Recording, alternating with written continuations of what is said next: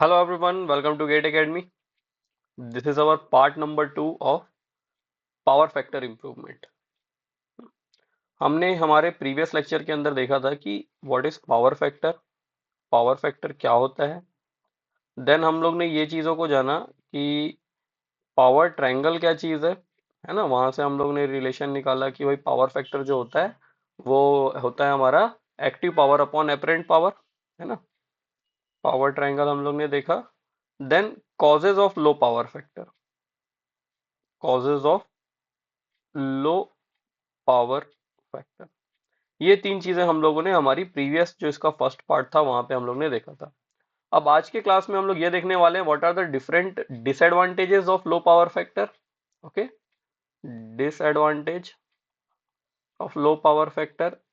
Then हम लोग देखने वाले हैं methods of improving power factor, methods of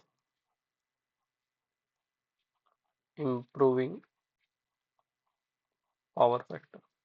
ठीक है, ये चीजों को हम लोग डिस्कस करने वाले हैं। तो चलिए स्टार्ट करते हैं हम लोग। पहला, disadvantages of low power factor. Low power factor के क्या डिसएडवांटेज है? हम लोग हमेशा कहते हैं यार कि लो पावर फैक्टर के काफी सारे डिसएडवांटेजेस हैं। वो क्या डिसएडवांटेजेस है उसको हम लोग जानने वाले हैं अभी। ठीक है, देखिए हमारे पास जो पावर रहता है हमारा, जस्ट मिनट मैं पेन का कलर चेंज कर लूं। Power, power in a three phase circuit हम लोग कैसा शो करते हैं? Power is equal to √3 VL IL cos phi. ठीक है, अगर मैं कह रहा हूं, मैं अभी के लिए ये मान रहा हूं कि मैंने जो पावर है, मुझे पावर वही पावर को मुझे सप्लाई करना है, और जो मेरा करंट जो वोल्टेज है मैं वही वोल्टेज को मेंटेन करना चाहता हूँ। ठीक है ना, तो मैं ये कह रहा हूँ कि मेरा पावर और वोल्टेज क्या है, कांस्टेंट है। तो मैं यहां से अगर देखूं तो मैं ये देख रहा हूं कि आई एल, अगर मैं लोड करंट की बात करूं जो कि मेरा यहाँ पे चेंज होगा, is equal to power upon √3 VL cos of phi, है ना। ये हमारा इक्वेशन हमको मिला। हम लोग ने यहाँ पे एक चीज देखा कि भाई पावर हमारा कांस्टेंट है, this power is constant, this VL is constant, और √3 तो ऐसे भी कांस्टेंट चीज है। तो यहां से हमको मालूम चल रहा है कि हमारा जो लोड करंट है it is inversely proportional to cos phi,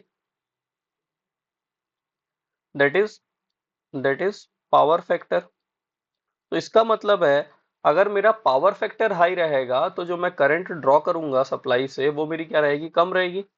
और जस्ट इसका उल्टा भी होगा कि अगर मेरा पावर फैक्टर कम रहेगा तो मैं जो करंट लूंगा सेम पावर को सप्लाई करने के लिए एट सेम वोल्टेज, वो मेरा क्या होगा, ज्यादा होगा, है ना। वही चीजें यहाँ पे लिखी हैं। From the above equation if P and V is constant, मैं बोला भाई पी और वी कांस्टेंट है, then load I L is inversely proportional to power factor cos phi. ये हमारा I L power factor cos phi की inversely proportional हुआ। Lower the power factor higher the current, अगर आपका पावर फैक्टर कम होगा तो current आपकी ज्यादा होगी, अगर आपका पावर फैक्टर ज्यादा होगा तो आप सेम पावर को ट्रांसमिट करने के लिए एट सेम वोल्टेज आपको कम करंट की जरूरत पड़ेगी।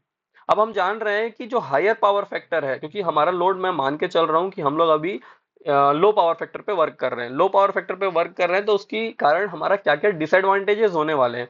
तो पहला चीज तो आपको ये मालूम चल गया कि अगर आप लो पावर फैक्टर दोगे, है ना, low power factor, low power factor, तो करंट आपकी क्या हो जाएगी, इंक्रीज हो जाएगी to transmit same power and at same voltage. Same power को, सेम अमाउंट ऑफ पावर को सेम वोल्टेज पे ट्रांसमिट करने के लिए अब आप जो करंट प्रोवाइड करोगे, जो आप करंट लोगे, वो ज्यादा आपको देना पड़ेगा। ठीक है, इसकी वजह से क्या क्या दिक्कतें आती है? तो देखिए हमारे जितने भी कहना चाहिए जो ट्रांसफार्मर्स हो गए, मशीन्स हो गई, मोटर्स हो गए, वो जितने भी हमारे स्विच गियर्स हैं, है ना, वो सभी के सभी किसमें उसको हम लोग किसमें बताते हैं, केवीए में बताते हैं। कि जो ऑल्टरनेटर की रेटिंग रहती है, जो ट्रांसफार्मर की रेटिंग रहती है, वो किसमें रहती है, केवीए में रहती है। जो केवीए होता है हमारा, है ना, वो केवीए क्या है, केवीए होता है हमारा kilowatt upon cos phi. ठीक है, अब ये कैसे होता है? तो यार ये सिंपल सा, हम लोग ने पावर ट्रायंगल कल पढ़ा था, हम लोगों ने पावर ट्रायंगल पढ़ा। ये किलोवाट, ये kVAR, और ये क्या होता है, केवीए, है ना, एक्टिव रिएक्टिव एपरेंट। तो एपरेंट पावर जो हमारी है वो क्या है, KVA is equal to, sorry, KVA क्या है हमारा, kilowatt, kilowatt upon cos phi. कैसे आया ये, क्योंकि किलोवाट क्या होता है, वी आई कॉस फाई, तो कॉस फाई से कॉस फाई कैंसिल, आपका केवीए आ जाएगा, है ना। यहां से हमको मालूम चला। अब मैंने यहां से एक चीज देखा कि अगर अगर मेरा ये कॉस फाई जो है, अगर इसकी वैल्यू कम हुई, इसकी वैल्यू कम हुई, तो मेरी जो केवीए रेटिंग है किसी भी इंस्ट्रूमेंट की, वो केवीए रेटिंग क्या हो जाएगी, इंक्रीज हो जाएगी, है ना। Since they are inversely proportional to each other, if the power factor of my system is low, then the kVA rating of all the machineries, equipments, etc will increase। तो यही यहाँ पे कह रहा है, the kVA rating of equipment is inversely proportional to power factor। भैया power factor के कैसा है, इनवर्सली प्रोपोर्शनल है। Hence smaller the power factor, larger will be the kVA rating। अब अगर पावर फैक्टर कम है तो केवीए रेटिंग ज्यादा होगी। अब केवीए रेटिंग ज्यादा होगी तो क्या ये अपने लिए एडवांटेजियस है क्या, तो नहीं यार, क्यों नहीं है सर, क्योंकि देखो क्या है कि आप सेम अमाउंट को ट्रांसफर कर रहे हो। आप मान लो आप अपने आपको अपने घर से आपने आपका कहीं और जाना है, शिफ्ट कर रहे हो आप कहीं, आप अपने घर के पूरे सामान को शिफ्ट करने के लिए कोई ए पार्टी को आपने अप्रोच किया और एक बी पार्टी को आपने अप्रोच किया। पावर आपका सामान उतना ही है ना। मेन आपको किससे मतलब है, आपको अपने काम से मतलब है। आपको अपना काम क्या है कि मेरा सामान यहाँ से मेरे ए लोकेशन से बी लोकेशन पे चला जाए। पहला पार्टी बोल रहा है कि नहीं सर, मैं क्या करूंगा, मैं ना आपका जो सामान ले जाने का है वो मैं क्या करूंगा, 2,000 रुपये में शिफ्ट करूंगा। कोई दूसरा कह रहा है कि मैं 1,500 रुपये में करूंगा। तो आपके लिए बेटर ये होगा ना कि आप कम वाले में हो जाए, आपका काम कम पैसे में हो जाए। तो सिमिलरली यहाँ पे भी वही चीज है कि जो हमारा जो वर्क है, जो हमारा काम है, अगर कम में हो जा रहा है तो कम रेटिंग वाली हम लोग इक्विपमेंट यूज करनी चाहिए, है ना। लेकिन अब होगा क्या, क्योंकि आपका पावर फैक्टर लो हो गया, इस वजह से आपकी करंट इंक्रीज हो गई है ना। एट दी सेम टाइम अगर आपका पावर फैक्टर लो हो गया है तो सेम अमाउंट को ट्रांसफर करने के लिए अब आपको ज्यादा केवीए रेटिंग के इंस्ट्रूमेंट्स लगेंगे, ज्यादा केवीए रेटिंग का ट्रांसफार्मर लगेगा, ज्यादा केवीए रेटिंग का ऑल्टरनेटर लगेगा। तो ये क्या है भाई, हमारे लिए दिक्कत है ना। The larger rating of equipment is required to deliver the same load. तो लार्जर रेटिंग ऑफ इक्विपमेंट हमको रिक्वायर्ड रहेगा to deliver the same load, same load को काम कराने, मतलब सेम काम करने के लिए पहले मुझे इतना छोटा सा ट्रांसफार्मर लग रहा था, अब इतना बड़ा ट्रांसफार्मर लगने लगेगा। तो भाई काम तो ऐसा तो नहीं है कि काम बढ़ गया या काम में आउटपुट ज्यादा हो गई, काम तो वही हो रहा है जो पहले हुआ करता था। बस दिक्कत ये आ गई मेरे साथ कि अब मुझे उस काम को करवाने के लिए जो इक्विपमेंट, जो डिवाइस का यूज करना है, वो डिवाइस अब मेरे लिए बड़ा हो गया। भाई वो बड़ा होगा तो क्या होगा, हमारी कॉस्ट इंक्रीज हो जाएगी, which increases the cost of equipment, which increases the cost of equipment. तो हमारी कॉस्ट क्या हो जाएगी, इंक्रीज हो जाएगी। अब भैया कॉस्ट इंक्रीज हो जाएगी तो अब आपको उसको, तो सिंपल सी बात है, वो डिसएडवांटेजेस हो गया हमारे लिए, है ना। तो पहला चीज हमारा, पहला पॉइंट ये हो जाता है कि हमारा केवीए रेटिंग है वो क्या हो जाती है, इंक्रीज हो जाती है। केवीए रेटिंग इंक्रीज होने की वजह से हमारे जो ट्रांसफॉर्मर्स हैं, हमारे जो मोटर्स हैं, हमारे जो जनरेटर्स हैं, उनका साइज इंक्रीज हो जाता है। To do the same work, same काम को करने के लिए अब उनका हमको ज्यादा बड़ा ट्रांसफॉर्मर, ज्यादा बड़ा मोटर जनरेटर यूज करना पड़ेगा। तो वो भाई कॉस्ट इफेक्टिव नहीं है, ज्यादा दिक्कत करेगा हमारे लिए, ठीक है। सेकंड पॉइंट हमारा क्या है, सेकंड पॉइंट हमारा ये कहना है कि देखो जब भी आप कभी ट्रांसमिशन लाइन या एक वायर आप चूज करते हो, है ना, अपने घर पे आप वायर चूज करते हो, कैसा चूज करते हो कि सर आपके घर में आप देखोगे कि जो नॉर्मल आपके घर में जो स्विचेस होते हैं उसमें हम लोग 1.5 स्क्वायर mm 2.5 स्क्वायर mm की वायर हम लोग प्रोवाइड करते हैं। वही अगर आपको अपना एसी गीजर वगैरह चलाना है तो आप जनरली जो हमारा जो इलेक्ट्रिशियन रहता है वो सजेस्ट करता है कि भाई सर आप 6 स्क्वायर mm का वायर डलवा लो। क्यों, क्योंकि भाई जो हमारा गीजर है, जनरेटर है, ये क्या करेगा, ज्यादा करंट कंज्यूम करता है। और जब भी हम लोग एक उसको डिजाइन करते हैं तो वायर का जो क्रॉस सेक्शनल एरिया रहता है वो डिपेंड करता है कितने अमाउंट ऑफ करंट उसको अपने अंदर से फ्लो करवाना है ना। तो size of conductor always depend upon the magnitude of current, ठीक। वहीं पे जो उसका इंसुलेशन है वो डिपेंड करता है उसके वोल्टेज पे, कि वो कितना वोल्टेज कैरी कर रहा है या कितना वोल्टेज डिफरेंस है उसके और नेबरिंग वायर के बीच में, है नेबरिंग कंडक्टर के बीच में। तो अब देखो यार हुआ क्या, हमारा पावर फैक्टर लो होने की वजह से हमारी करंट की मैग्नीट्यूड बढ़ गई है ना। अब करंट का मैग्नीट्यूड बढ़ गया तो सेम अमाउंट ऑफ पावर को ट्रांसमिट करने के लिए मुझे क्या करना पड़ेगा, अब मुझे, मेरा पहले काम पतले कंडक्टर में हो जा रहा था, अब मुझे और मोटा कंडक्टर देना पड़ेगा। अब आप अगर मोटा कंडक्टर प्रोवाइड करोगे तो केवल आपका कॉस्ट उस कंडक्टर का इंक्रीज नहीं होगा, आपका उस कंडक्टर के साथ में आपका इंसुलेटर के जो बियरिंग कैपेसिटी होती है उसको भी आपको बढ़ानी पड़ेगी। आपके जो स्ट्रक्चर है, जो टावर्स हैं, जो उसको मतलब लटका के जिसमें वो हैंग करता है, वो सब चीजें आपकी बढ़ जाएगी, आपका सैग बढ़ जाएगा, आपका टेंशन बढ़ जाएगा, है ना। तो उन सब चीजों को भी कंपनसेट करना पड़ेगा आपको, तो उसके लिए आपके जो और ज्यादा आपको पैसा लगाना पड़ेगा। ठीक है, तो यही चीज यहाँ पे लिखी हुई है। द साइज ऑफ कंडक्टर, कहाँ गया जी? The size of conductor always depends upon magnitude of current. Size of conductor depends upon magnitude of current to transmit the same power at low power factor. Same power को अगर मैं low power factor में transmit करूंगा, the conductor has to carry more current, ज्यादा current को carry करना पड़ेगा, तो हमको कंडक्टर के साइज को इंक्रीज करना पड़ेगा। तो ये हमारे सिस्टम को ओवरऑल क्या कर देगा? एक्सपेंसिव कर देगा। क्लियर हुआ? ये हमारा सेकंड डिसएडवांटेज। थर्ड डिसएडवांटेज क्या है? हम लोग सिंपल जानते हैं सर कि जो पावर लॉस होता है, पावर लॉस वो क्या होता है? पावर लॉस होता है आई स्क्वायर टाइम्स ऑफ आर, है ना। अब हो क्या रहा है कि जो मेरी करंट की वैल्यू है, ये करंट की वैल्यू ही अगर मेरी इंक्रीज हो जाएगी तो उसका स्क्वायर टाइम्स तो और ज्यादा बढ़ जाएगा। तो मेरा कहने का मतलब है कि मेरा जो ओवरऑल पावर लॉस है, वो मेरा पावर लॉस क्या हो जाएगा? और बढ़ जाएगा। पावर लॉस विल इंक्रीज, ये क्या हो जाएगी? बढ़ जाएगी। अब पावर लॉस इंक्रीज होगी तो मेरी ऑटोमेटिकली जब आपका लॉसेस बढ़ जाएंगे तो आपकी जो एफिशिएंसी है वो क्या हो जाएगी? सिस्टम की वो कम हो जाएगी, है ना। तो हमको वैसे भी समझ आ रहा है कि आपकी जो एफिशिएंसी वो भी क्या हो रही है? रिड्यूस हो रही है। तो लो पावर फैक्टर होने से हमारा एक और नुकसान क्या है कि लो पावर फैक्टर होने से हमारी जो सिस्टम की ओवरऑल एफिशिएंसी है, वो ओवरऑल एफिशिएंसी भी अफेक्ट होती है, हैम्पर होती है और वो कम हो जाती है। क्या लिखा है? The losses in power fact the losses in the system are proportional to square of the current. तो जो लॉसेस है वो किसके प्रोपोर्शनल है? स्क्वायर ऑफ द करंट की। लो power factor will cause an increase in current. Low power factor क्या कर देगा? जो करंट की वैल्यू है उसको इंक्रीज कर देगा, which results in more I square R loss, जो बहुत ज्यादा आई स्क्वायर और लॉस करेगा, है ना।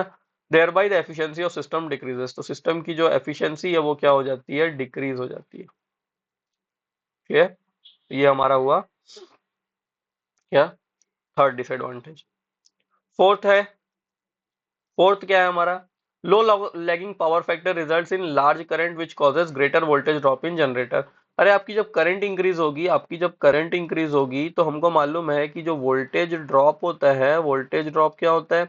Voltage drop is equal to I into जो सिस्टम का रेजिस्टेंस हो। अगर मैं कह रहा हूं कि मेरा क्या बढ़ गया, मेरा सर मेरे करंट की वैल्यू इंक्रीज हो गई, मेरे करंट की वैल्यू इंक्रीज हो गई, तो मेरा वोल्टेज ड्रॉप भी इंक्रीज होगा। अब मेरा वोल्टेज ड्रॉप अगर इंक्रीज होगा तो मैं क्या करता हूँ? Sending end voltage minus receiving end voltage upon receiving end voltage, मेरा मतलब पावर पावर क्या बोलते हैं, वोल्टेज रेगुलेशन का फॉर्मूला है ना।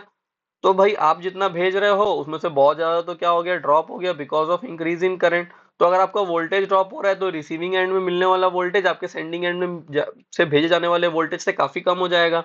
तो आपका वोल्टेज रेगुलेशन इंक्रीज हो जाएगा, तो आपका जो वोल्टेज रेगुलेशन है वो क्या हो जाएगा? पुअर हो जाएगा, है ना। तो क्या लिखा है? Low lagging power factor results in large current which causes a greater voltage drop. तो आपका वोल्टेज ड्रॉप इंक्रीज हो गया। कहाँ? जनरेटर में, ट्रांसफार्मर में, ट्रांसमिशन लाइंस में, डिस्ट्रीब्यूशन लाइंस में, हर जगह ये चीजें हो रही है कि आपके करंट की वैल्यू इंक्रीज हो गई है।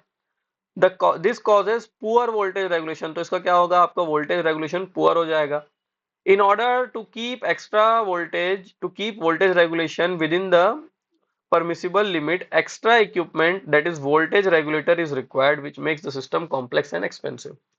अब आपको भाई, आपने किसी को बोल के रखा है, क्योंकि देखो हमारे यहाँ पे जो हम लोग ट्रांसमिट वगैरह करते हैं, इलेक्ट्रिसिटी बोर्ड का क्या है, वादा करके रखा है हमको कि भैया आपको 230 240 वोल्ट इतना मैं आपको प्रोवाइड करूंगा। ठीक है, ये तो हम तो डोमेस्टिक कंज्यूमर है, हमको उतना फर्क नहीं पड़ता। बट जो इंडस्ट्रियल कंज्यूमर है वो तो पूरा ध्यान रखते हैं, है ना। तो उनको कह दिया अगर पावर हमारे इलेक्ट्रिसिटी सप्लायर ने कि भैया मैं आपको जो करंट दूंगा, जो वोल्टेज प्रोवाइड करूंगा, वो आपको एकदम 240 वोल्ट के आसपास ही देखने को मिलेगा। 240 वोल्ट, 250 वोल्ट, 230 वोल्ट, इससे ज्यादा ना कम होगा ना ज्यादा होगा। तो उसने बोला ठीक है भाई, उनके बीच में डील हो गई। अब हुआ क्या? हमारा पावर फैक्टर उसने लो कर दिया, जो कंज्यूमर था उसी ने लो कर दिया अगर बाई चांस, है ना। तो क्या होगा?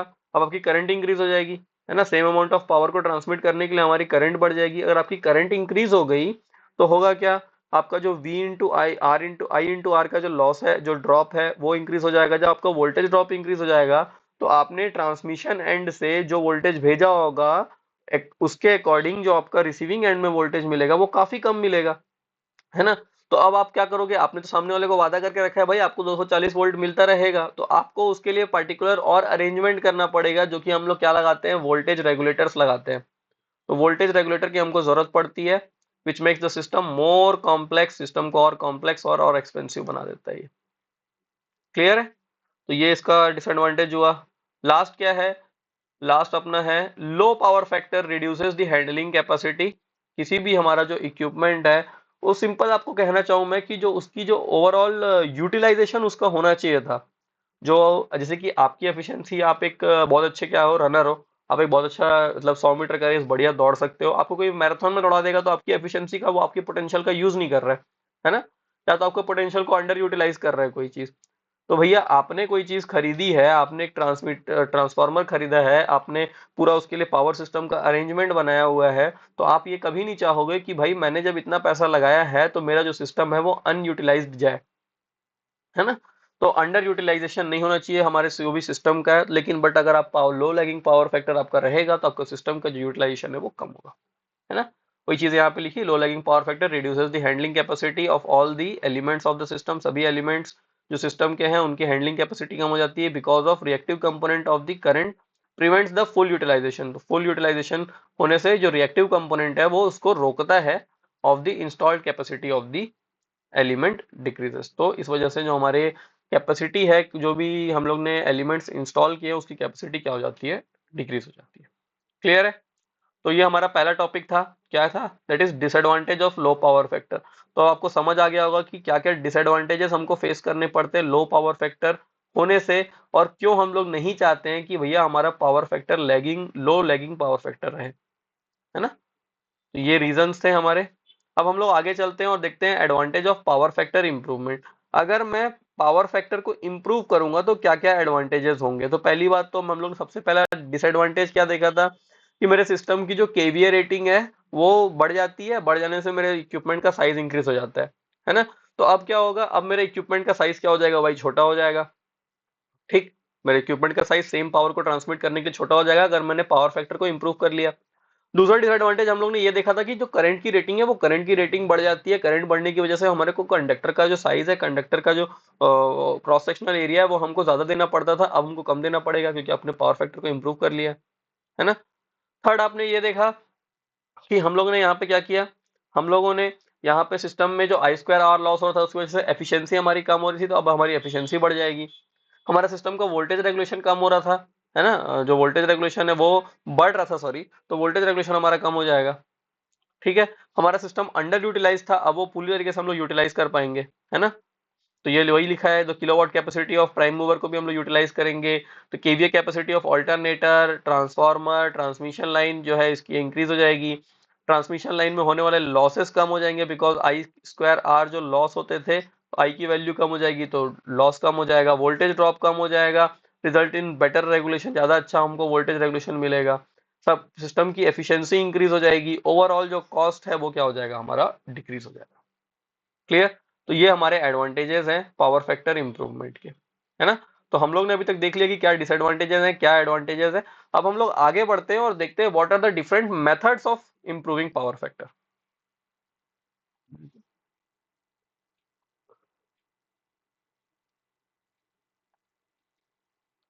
चलिए, अब देखते हैं हम लोग पावर फैक्टर इंप्रूवमेंट, है ना। पावर फैक्टर इंप्रूवमेंट हम किस तरीके से कर सकते हैं। तो देखिए, मेन कॉज जो रहता है लो पावर फैक्टर का, हम लोग ने ऑलरेडी डिस्कस किया, और वो क्या है, हमारे इंडक्शन मोटर्स है। आपके घर में जितने भी अप्लायंसेस होंगे उसके अंदर मोस्टली इंडक्शन मोटर्स होंगे, और इवन जो हमारे इंडस्ट्रियल यूज में भी हम लोग बहुत सारे जो मोटर्स वगैरह यूज करते हैं वो इंडक्शन मोटर्स ही रहते हैं, ठीक है ना। कोई भी मोटर रहेगा तो उसके अंदर क्या लेगा, वो लो लैगिंग रिएक्टिव पावर लेता है, ठीक है ना। इनको क्या चाहिए, रिएक्टिव पावर चाहिए, इनको रिएक्टिव पावर चाहिए। ठीक, इनको रिएक्टिव पावर की रिक्वायरमेंट रहती है, तो ये क्या करते हैं, लो लैगिंग करेंट्स लेते हैं हमारे सोर्स से। ठीक, these lagging reactive components of the current can be compensated by connecting a device which sorry devices having leading current in parallel to the load। भाई मैं कह रहा हूं कि क्या है कि ये हमारे पास इंडक्शन मोटर है, इंडक्शन मोटर क्या कर रहा था, लैगिंग करंट ले रहा था, है ना। लैगिंग करंट ये हमारा सोर्स से ले रहा था। हमारा कहना है कि आप क्या करो ना, इसके पैरेलल में कुछ ऐसा डिवाइस कनेक्ट कर दो जो कि क्या करे, लीडिंग करंट लेना स्टार्ट कर दे। तो ये जो लीडिंग करंट ये लेगा और ये लैगिंग करंट ये लेगा, ये ओवरऑल एक दूसरे को कंपनसेट कर देंगे, या तो इक्वल नलीफाई कर देंगे, या नहीं तो भी जो हमारा जो लो पावर जो लैगिंग करंट है उसकी जो मैग्नीट्यूड है उसको थोड़ा तो कम करेंगे, है ना। तो ऐसा एक डिवाइस है हमारे पास, और वो डिवाइस क्या है, वो डिवाइस है हमारे पास कैपेसिटर। ठीक है। हमें मालूम है कि जो इंडक्शन मोटर्स वगैरह रहते हैं, जो ट्रांसफार्मर हैं, जो जनरेटर है, उसके अंदर क्या है, बेसिकली जो बहुत सारे नंबर ऑफ टर्न्स है, कॉइल्स हैं, वो क्या है, इंडक्टर है। तो हमारे को क्या करना है, करना ये है कि हम उसके पैरेलली क्या कर दें, कैपेसिटर लगा दें।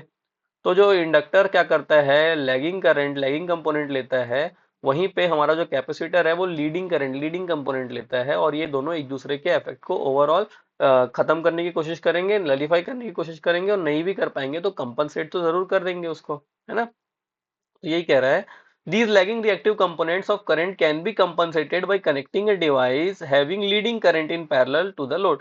तो लोड के साथ में आपको पैरेलली कनेक्ट करना है कि एक ऐसा डिवाइस जो लीडिंग करंट लेता हो, है ना। One such device is capacitor. ऐसा एक हम लोग ने डिवाइस ढूंढा है, और वो क्या है, हमारा कैपेसिटर है। The capacitor has leading current and partially or completely compensates the lagging reactive component of load current। तो लोड करंट का जो लैगिंग वाला पार्ट है, रिएक्टिव कंपोनेंट वाला पार्ट है, उसको ये पार्शियली या फुली क्या कर देता है, नलीफाई कर देता है। This results in increase in power factor of the load. तो ये क्या करता है, सिस्टम का ओवरऑल जो पावर फैक्टर है उसको बढ़ाता है। अब कैसे करता है, तो हम लोग एक एक करके भाई एग्जांपल इसको देखते हैं, है ना। भाई सिंपल एग्जांपल इसको हम लोग देखते हैं। तो देख लो भैया, ये हमारा केस नंबर ए है।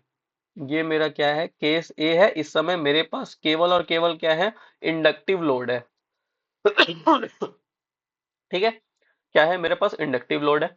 मैं कह रहा हूं ये मेरा रेजिस्टेंस, सिस्टम में कुछ ना कुछ रेजिस्टेंस होगा, ये मेरा रेजिस्टेंस, ये मेरा इंडक्टर है।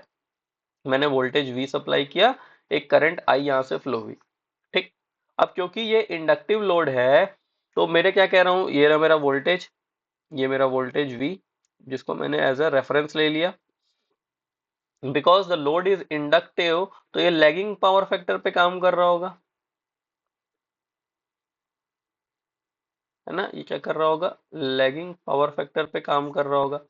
लैगिंग पावर फैक्टर पे काम कर रहा है, इस वजह से देखो ये इसकी कितना, इसकी जो करंट आई करंट है, ये क्या कर रही है, लैग कर रही है बिहाइंड द वोल्टेज। ये आई करंट जो है, this I current is lagging behind this voltage V. ठीक। लैग कर रही थी, दिक्कत है यार। अब क्या किया हम लोगों ने एक कैपेसिटर इंट्रोड्यूस किया, क्योंकि हम लोग ने बोला अगर मैं किसी सिस्टम के जो रिएक्टिव पावर कंज्यूम कर रहा है, लैगिंग रिएक्टिव पावर कंज्यूम कर रहा है, उसके साथ पैरेलल में मैं एक ऐसा डिवाइस कनेक्ट कर दूं जो कि लीडिंग रिएक्टिव पावर कंज्यूम करने लगे, तो ओवरऑल सिस्टम का पावर फैक्टर इंप्रूव होता है। तो मुझे लगा कि कैपेसिटर ये काम कर सकता है, तो ये मैंने लैगिंग सर्किट थी, ये लैगिंग सर्किट के पैरेलली क्या कर दिया, मैंने एक कैपेसिटर को इंट्रोड्यूस कर दिया। ठीक है। तो अब सिस्टम में क्या था, मेरा वोल्टेज तो अभी भी वही वोल्टेज वी वोल्टेज मैं सप्लाई कर रहा हूँ, है ना। लेकिन अब जो मेरी करंट यहाँ से फ्लो हो रही होगी, वो करंट क्या होगी, उसमें से कुछ कंपोनेंट कहाँ जाएगा, करंट जो आईसी है, मतलब कैपेसिटर के पास जाएगा, और बाकी एज यूजुअल जो आई करंट है मेरी, जो सिस्टम में जा रहा था वो जा रहा है ऐसे ही। अब मुझे मालूम है कि जो मेरी करंट आईसी है, अब मैं केवल और केवल आईसी के लिए वेक्टर डायग्राम ड्रॉ कर रहा हूं, तो मैं कह रहा हूं कि भैया मेरा प्योर कैपेसिटर मैंने यहाँ पे इंस्टॉल किया है। तो कैपेसिटर के केस में होता क्या है, करंट लीड्स दी वोल्टेज बाय 90 डिग्री। तो ये रहा भैया, ये मेरा वोल्टेज, ये मेरी current IC, this is my current IC, and this IC current is leading the voltage bye 90 degree. ठीक। जो करंट आई जा रही थी, ये करंट अभी भी यहीं पे है। ये क्योंकि ये इंडक्टिव सर्किट से फ्लो हो रही है, तो लैगिंग पावर फैक्टर में ये करंट आई यहाँ रही। अब ये जो आई करंट है, ये क्या होगा, this I dash, sorry, I dash current will be the vector sum of the current flowing through the capacitor and the current flowing through the inductor. तो इसका वेक्टर सम किया मैंने। वेक्टर सम किया, तो इसका जब हम लोग वेक्टर सम निकालते हैं, तो भाई पैरेललोग्राम लॉ से आता है, तो हम लोग वेक्टर जब ड्रॉ करेंगे, तो ये देखो आपकी जो करंट आई डैश है, ये आई। अब आप देख सकते हो यहाँ पे कि पहले आपकी जो करंट का मैग्नीट्यूड था, सॉरी, मैं अगर मैं यहाँ पे ड्रॉ करूं क्या,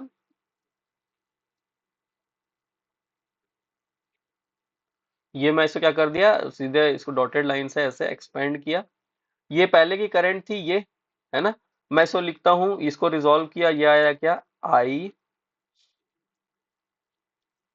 साइन थीटा, और इसको यहाँ रिजॉल्व किया तो ये क्या आया, आई कॉस थीटा। ठीक ना, रिजॉल्व कैसे करते हैं मैंने आपको बता दिया। तो ये आई साइन थीटा ही हमारा रिएक्टिव पार्ट वाला पार्ट है ना, यही हमारा रिएक्टिव कंपोनेंट है। तो देखो पहले क्या था, रिएक्टिव कंपोनेंट कितना था, इतना था, यहां से लेके यहां तक था, इतना लंबा, इतना ज्यादा था। अब क्या हुआ, जैसे ही मैंने इस कैपेसिटर को इंट्रोड्यूस किया, कैपेसिटर को इंट्रोड्यूस करने की वजह से मेरी करंट की वैल्यू जो है वो क्या हो गई, आई डैश पहले से कम हो गई। अब पहले से कम हो गई तो कितनी हो गई भैया, अब देखो ये कितनी हो गई, अब ये इतनी हो गई। अब देखो इसका जो मैग्नीट्यूड है वो कितना रह गया, केवल इतना रह गया, है ना। तो ये मेरा यहां तक क्या है, ये है मेरा आई डैश साइन फाई। और अभी भी इसका जो एक्टिव पार्ट है, जो एक्टिव कंपोनेंट वाला पार्ट है, ये अभी भी उतनी ही वैल्यू है जित आई डैश कॉस फाई। तो एक्टिव वाला जो पार्ट है, जो एक्टिव पार्ट है मीन्स जो हम लोग ने अगर कैपेसिटर को इंट्रोड्यूस किया सर्किट में, तो हमारी जो करंट है वो दो पार्ट में है, एक दैट इज एक एक्टिव कंपोनेंट, एक रिएक्टिव कंपोनेंट। तो एक्टिव कंपोनेंट जो है उसमें कोई भी चेंज नहीं हुआ आपके वो ये कैपेसिटर को इंट्रोड्यूस करने की वजह से, बट वहीं पे एट द सेम टाइम हमारा जो रिएक्टिव कंपोनेंट है उसमें काफी देखने को चेंज हमको देखने को मिला। तो ये हमको ये जो था ये चेंज हमको यहाँ पे नजर आया। ठीक है, यही चीज यहाँ पे भी बनी हुई है, बस ये आई एल साइन फाई ये यहाँ ना लिख के यहाँ लिखा हुआ है ना। तो ये इस बेटर अंडरस्टैंडिंग के लिए ये मैंने आपके लिए ये ग्राफ लेके आया है, बाकी दोनों चीजें जो मैंने बनाई है वो क्या है, सेम। ठीक है, तो इससे हुआ क्या देखो आप, इससे हुआ क्या, by the introduction of capacitor a leading current that is IC वो अपना ड्रॉ करेगा। तो ओवरऑल जो करंट आपकी थी, दोनों का मैंने फेजर सम किया, दोनों का मैंने वेक्टर सम किया, तो मुझे ओवरऑल करंट का मैग्नीट्यूड जो है वो क्या मिला, कम मिला। करंट का मैग्नीट्यूड पहले इतना था, अब करंट के मैग्नीट्यूड कम हो गई, है ना। उसमें भी कौन से कंपोनेंट कम हुआ, उसमें भी केवल और केवल रिएक्टिव कंपोनेंट कम हुआ। एक्टिव कंपोनेंट की वैल्यू अभी भी आई, पहले भी आई कॉस फाई थी, उसका मैग्नीट्यूड इतना ही था, और अभी भी आई डैश कॉस फाई है, उसका मैग्नीट्यूड भी अभी भी क्या है, इतना ही है। ठीक है, तो हम लोगों ने यहाँ से क्या पॉइंट हम टेक अवे कर रहे हैं, the current I after the power factor correction is less than the current I, है ना। तो जो हमारा जो करंट पहले हुआ करता था, जो पहले करंट था उससे कम है हमारा नया करंट। क्लियर है। नेक्स्ट कह रहा है the active component of the current is same before and after power factor correction because the capacitor compensates only the reactive component of the load current. वही मैंने आपको बताया कि ये जो एक्टिव कंपोनेंट है ये दोनों का अभी भी क्या है, बराबर है। देखो ये एक्टिव कंपोनेंट जो है सिस्टम का अभी भी बराबर है, जो रिएक्टिव कंपोनेंट था वो ये क्या हुआ, यहाँ पे कम हुआ है। तो कैपेसिटर को इंट्रोड्यूस करने से हमारा क्या फायदा हुआ, हमारा कैपेसिटर को इंट्रोड्यूस करने से पहला फायदा तो ये हुआ कि पावर फैक्टर में इंप्रूवमेंट तो हमको मिली ही मिली। दूसरी बात हमको ये भी देखने को मिला कि हमारा जो एक्टिव कंपोनेंट वाला पार्ट था, जो हमारा एक्टिव पार्ट था, उसको उसने कोई भी दिक्कत नहीं पहुंचाई, उससे कोई भी उसमें कोई कमी या ज्यादा नहीं किया। उसने केवल और केवल किसको टारगेट किया, उसने केवल टारगेट किया रिएक्टिव कंपोनेंट वाले पार्ट को, और उसको रिड्यूस कर दिया, और उसके रिड्यूस करने की वजह से हमारी क्या हुई, सर्किट का पावर फैक्टर इंप्रूव हो गया, है ना। क्लियर है। तो ये हुआ। तो हमको समझ आया कि भैया अगर आप एक कैपेसिटर या कैपेसिटर टाइप का डिवाइस अगर आप इंट्रोड्यूस करते हो सर्किट में in parallel with the supply, in parallel with the load, तो आपका जो लोड का पावर फैक्टर है वो इंप्रूव हो जाएगा, और आपका जो ओवरऑल सिस्टम का पावर फैक्टर है वो इंक्रीज हो जाएगा। और पावर फैक्टर इंप्रूव होने से बहुत सारे हमारे एडवांटेजेस है, वो हम लोग ने यहाँ पे ऑलरेडी डिस्कस किए हुए, है ना। तो वन बाय वन हम लोग देखते हैं पावर फैक्टर इंप्रूवमेंट मेथड, क्या क्या हमारे पास डिफरेंट पावर फैक्टर को इंप्रूव करने के डिफरेंट क्या क्या मेथड्स हैं। We have already discussed that low power factor due to inductive load is undesirable। तो भैया हमको तो लो पावर फैक्टर नहीं चाहिए, हमको बिल्कुल अनडिजायरेबल है। Which causes so many drawbacks, बहुत सारे ड्रॉबैक्स है, हम लोग ने देख लिया। कंडक्टर का साइज बढ़ जाता है, हमारे ट्रांसफार्मर और का केवीए साइज बढ़ जाता है, सिस्टम अंडर यूटिलाइज हो जाता है, एफिशिएंसी रिड्यूस हो जाती है, वोल्टेज रेगुलेशन बढ़ जाता है ना। Hence it needs to be improve the power factor. तो पावर फैक्टर को हमको इम्प्रूव करना है, and as nearly equal to unity. और यूनिटी ला दिए तो बहुत बढ़िया, नहीं तो कम से कम यूनिटी के पास लाने की तो कोशिश करनी चाहिए हम लोग को। तो power factor correction can be achieved by तीन मेथड है हमारे पास। पहला है स्टैटिक कैपेसिटर, दूसरा है सिंक्रोनस कंडेंसर, और तीसरा है फेज एडवांसर। स्टैटिक कैपेसिटर क्या है, अभी हम लोग ने जो चीजें डिस्कस की कि भैया एक कैपेसिटर को इंट्रोड्यूस करने से सिस्टम में हमारी जो रिएक्टिव कंपोनेंट वाला जो पार्ट है वो रिड्यूस हो जाता है, सेम वही काम स्टैटिक कैपेसिटर करेगा किसी थ्री फेज सिस्टम के अंदर, है ना। कैसे होगा, तो चलिए देख लो। ये रहा हमारा स्टैटिक कैपेसिटर। स्टैटिक कैपेसिटर वाला पार्ट में क्या बोल रहा है हमको, कि power factor can be improve bye connecting a static capacitor. हम लोग ने एक स्टैटिक कैपेसिटर को कनेक्ट करके रखा है, और ये मैं देखो आपको जो यहाँ पे सिस्टम में मैं यहाँ पे जो डायग्राम लगाया हुआ हूँ, ये स्टैटिक कैपेसिटर ही है, ठीक है।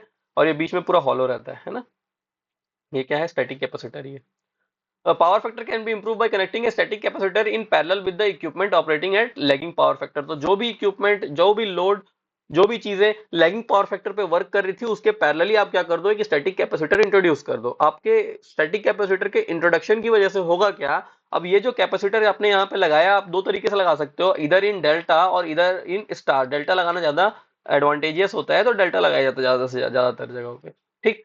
तो अगर आप इसको लगाओगे तो ये जो कैपेसिटर है, ये कैपेसिटर अब क्या करेगा, ये कैपेसिटर सर अब 90 डिग्री लीडिंग करंट ड्रॉ करेगा, 90 डिग्री लीडिंग करंट को ड्रॉ करेगा, ठीक है। और अगर ये 90 डिग्री लीडिंग करंट को ड्रॉ करेगा, तो ये जो लीडिंग करंट आएगी, अब जैसा कि यहां पे हो रहा था, कंपनसेट कर रहा था ना, ये लीडिंग करंट जब इसकी आईसी आई, तभी तो ये इसका ओवरऑल करंट की वैल्यू रिड्यूस हुई। तो वही चीज यहाँ पे भी होगी, हमारे जो करंट की वैल्यू है वो क्या हो जाएगी, रिड्यूस हो जाएगी, और ओवरऑल जो पावर फैक्टर है हमारा वो क्या हो जाएगा, इंप्रूव हो जाएगा, है ना। तो वही कह रहा है यहाँ देखिए, the capacitor draws leading current from the supply by 90 degree, तो आइडियली 90 डिग्री है, and compensate the lagging reactive component of the load current. तो जो हमारा लैगिंग रिएक्टिव कंपोनेंट है लोड करंट का, उसको कंपनसेट करता है। In the case of three phase capacitor can be connected इधर इन स्टार और डेल्टा एज शोन हियर। तो आपका सिस्टम स्टार में कनेक्ट कर सकते हो आप, या फिर आप इसको क्या कर सकते हो, डेल्टा में कनेक्ट कर सकते हो, क्लियर। और स्टैटिक कैपेसिटर लगाने से हमको ये फायदा मिला कि भैया आपकी जो कैपेसिटर थी, अब वो लीडिंग करंट लेने लगेगी, और क्योंकि वो अब लीडिंग करंट ले रही है, तो ओवरऑल जो सिस्टम का जो रिएक्टिव कंपोनेंट वाला पार्ट है वो क्या हो जाएगा, रिड्यूस हो जाएगा, और बिना डिस्टर्ब किए हमारे एक्टिव कंपोनेंट वाले पार्ट को, है ना। क्या डिसएडवांटेजेस है, क्या एडवांटेजेस स्टैटिक कैपेसिटर्स के, तो क्या एडवांटेजेस है हमारे पास। पहली बात तो इसके अंदर बहुत ही स्मॉल लॉसेस होते हैं, लॉसेस ना के बराबर होते हैं, कोई रोटेटिंग पार्ट नहीं है, तो ना इसमें बहुत ज्यादा लॉस नहीं होता, और ना इसको बहुत ज्यादा मेंटेनेंस की रिक्वायरमेंट होती है, इसकी एफिशिएंसी काफी हाई रहती है।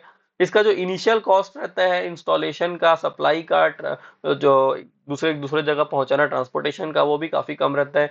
It can be easily installed and they are light in weight, बहुत लाइट इन वेट रहते हैं, और बहुत ही इजीली आप इसको इंस्टॉल कर सकते हो।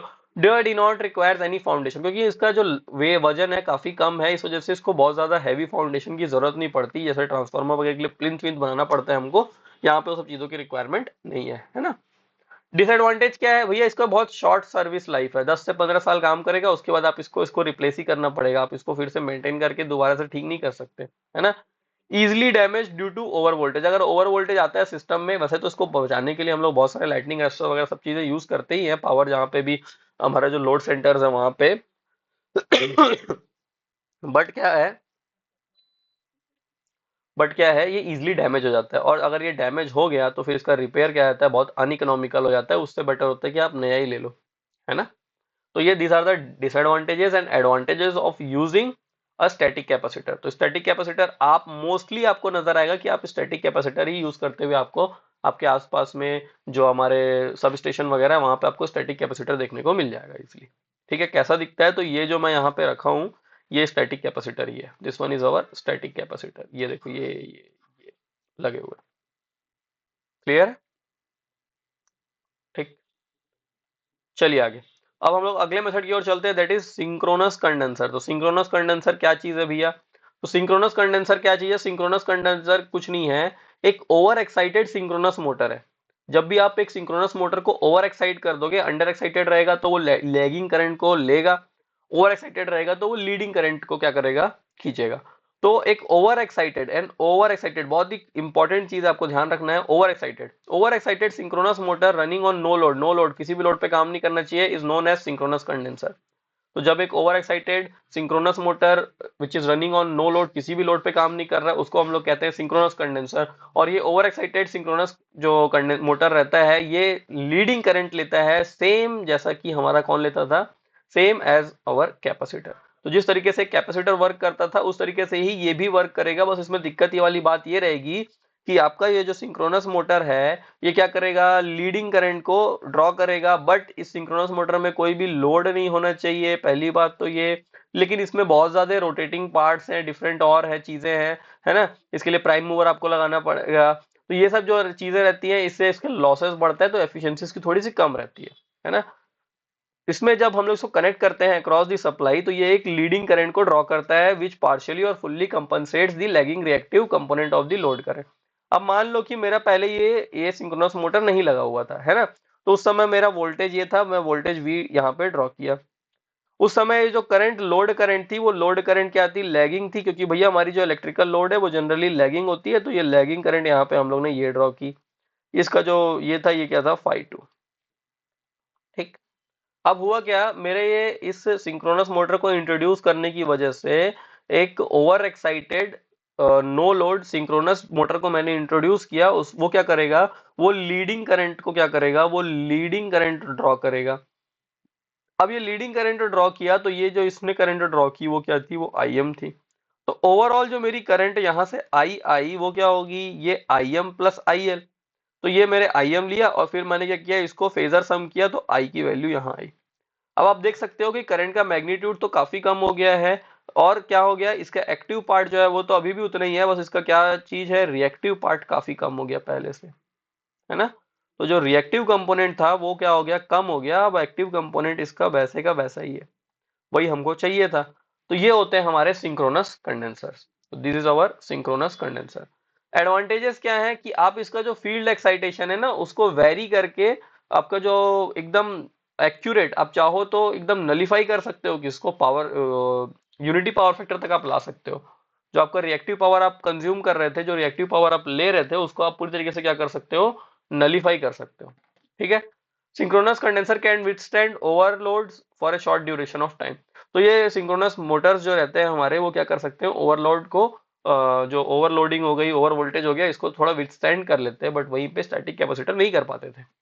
अब डिसएडवांटेज इससे काफी ज्यादा होंगे, बिकॉज इसमें बहुत सारा रोटेटिंग पार्ट है, बहुत हैवी मशीनरी है, बहुत ही ज्यादा इनिशियल कॉस्ट लगेगा।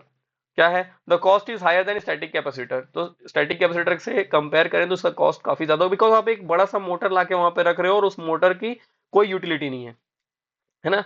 The maintenance and operation cost is high, जो इसका मेंटेनेंस ऑपरेशन कॉस्ट हाई होगा। कंसिडरेबल लॉस होगा बिकॉज रोटेटिंग पार्ट्स हैं इसके अंदर, है ना। लोअर एफिशिएंसी होगी as compare to static capacitor. ठीक है। और नॉइस प्रोड्यूस करेगा ये वर्किंग के समय में। सेल्फ स्टार्टिंग नहीं होता, इसको ऑक्सिलरी इक्विपमेंट की जरूरत होती है, ऑक्सिलरी स्टार्टर की जरूरत पड़ती है एक सिंक्रोनस मोटर को स्टार्ट करने के लिए, है ना। There is no chance to fall synchronous condenser is out of synchronism which leads to interruption of supply. Sorry, there is a chance, है ना। तो अगर क्या कर सकता है ये सिंक्रोनस कंडेंसर अपने सिंक्रोनिज्म से बाहर आ गया, मतलब जो 50 हर्ट्ज की फ्रीक्वेंसी पे इसको ऑपरेट करना था उसके बाहर आ गया, तो ये क्या हो जाएगा, या फेज डिफरेंस कुछ आ गया, तो ये सिंक्रोनिज्म से बाहर आ जाता है ना।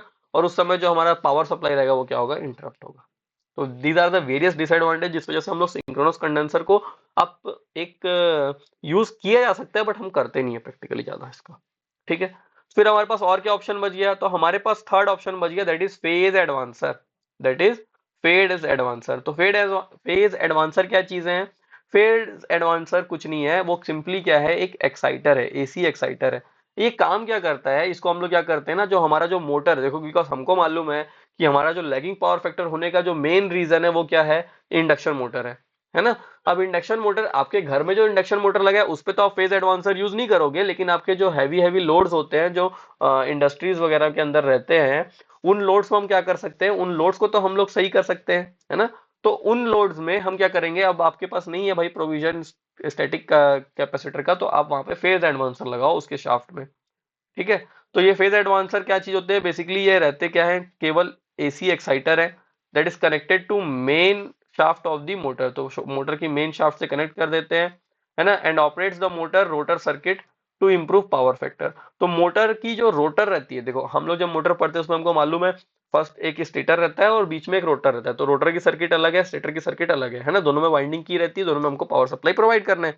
अब आप क्या करो, अगर आप ये रोटर की जो है ना, ये रोटर की जो सर्किट है, इसी को तो चाहिए क्या, इसी को ज्यादा रिएक्टिव पावर की जरूरत पड़ती है। आप इस रोटर की जो सर्किट का है, इसको अलग से कहीं और से क्या कर दो, पावर सप्लाई प्रोवाइड कर दो, लैगिंग पावर सप्लाई आप दे दो इसको। इससे क्या होगा कि आपका जो स्टेटर का जो सर्किट करंट है वो तो जैसा था वैसे के वैसे ही आ रहा है ना। लेकिन एक मिनट जो जस्ट मिनट क्या है, Since the stator winding of an induction motor takes lagging current 90 degree out of the phase with voltage, the power factor of the motor is low. By supplying exciting ampere turn from external AC source, the current does not affect the stator winding and the power factor of the induction motor improves. ठीक, तो देखो जो हमारा जो मैं कह रहा था कि जो मेन हमारा जो मैग्नेटिक फील्ड हमको बनानी रहती है वो कौन बनाता है? स्टेटर बनाता है ना? मेन जो मैग्नेटिक फील्ड है वो कौन बनाता है, क्रिएट करता है? स्टेटर क्रिएट करता है। इस मैग्नेटिक फील्ड को ही क्रिएट करने के लिए हम लोग लैगिंग पावर फैक्टर वाली करंट लेते हैं, है ना, लैगिंग करंट लेते हैं। अब क्या करो, आप स्टेटर को जो पावर सप्लाई जहां से आप यूज कर रहे थे वहां से उसको करंट ना देके कहीं और सोर्स से आप उसको प्रोवाइड कर दो। वो कहां से दे रहे हो आप? विद द हेल्प ऑफ ये एसी एक्साइटर से। ये आपको अलग से सेपरेट पावर प्रोवाइड कर देगा फॉर मैग्नेटाइजेशन। तो अब क्या हो जाएगा, आप जो करंट पहले लिए रहे थे, कहां से? आपकी मेन सप्लाई से करंट ले रहे थे इसको मैग्नेटाइज करने के लिए, अब वो आप उससे ना लेकर के कहीं और एक्स वाई जेड जगह से ले रहे हो with the help of AC exciter. तो क्या होगा, आपका पावर फैक्टर में इंप्रूवमेंट होगा। क्लियर है? तो दे किसके ज्यादा किया जाता है? ये किया जाता है by the help of phase advancer.